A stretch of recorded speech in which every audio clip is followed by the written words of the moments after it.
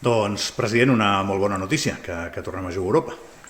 Doncs sí, jo crec que la millor, no? Una temporada més i ja van unes quantes seguides, podrem jugar a Eurocup, que és la segona millor competició que hi ha a nivell europeu ara mateix, i nosaltres hi serem, i al final estarem doncs, això, amb 20 dels clubs més importants que hi ha a Europa, després dels equips d'Eurolliga. Veient la llista dels equips participants, és una cosa que passa cada estiu, n'hi ha de molt bons i es manté el nivell d'Eurocup, torna a ser excitant, forma part d'aquesta llista, com deies. Sí, bueno, ja t'ho deia, al final estarem entre, si sumes Eurocup i Eurolliga, doncs els 38 millors clubs que hi ha a Europa, és una competició amb un altíssim nivell esportiu i que, bueno, com sempre, doncs ens costarà molt poder-ho fer bé perquè el nivell és altíssim, però amb molta il·lusió, com et deia, de poder estar entre aquests grans clubs europeus. No?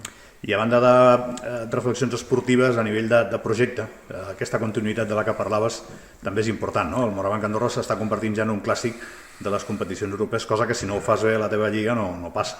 Sí, sempre ha sigut al final la nostra idea, no? Sabíem que en el primer moment que ens vam classificar ja per jugar per primera vegada a competició europea era una cosa que hauríem d'intentar aconseguir cada temporada, doncs perquè això et diferencia respecte a altres clubs que no ho poden jugar. Nosaltres ja hi tenim trajectòria i ja se'ns comença a reconèixer doncs això, com un club que juga habitualment a Europa i per tant doncs ja tenim un nom arreu d'aquesta competició i bueno, crec que és el camí que hem de seguir i si algun dia doncs, poguéssim guanyar un títol europeu, doncs està clar que seria, diguéssim, la màxima que tenim en aquest sentit. No?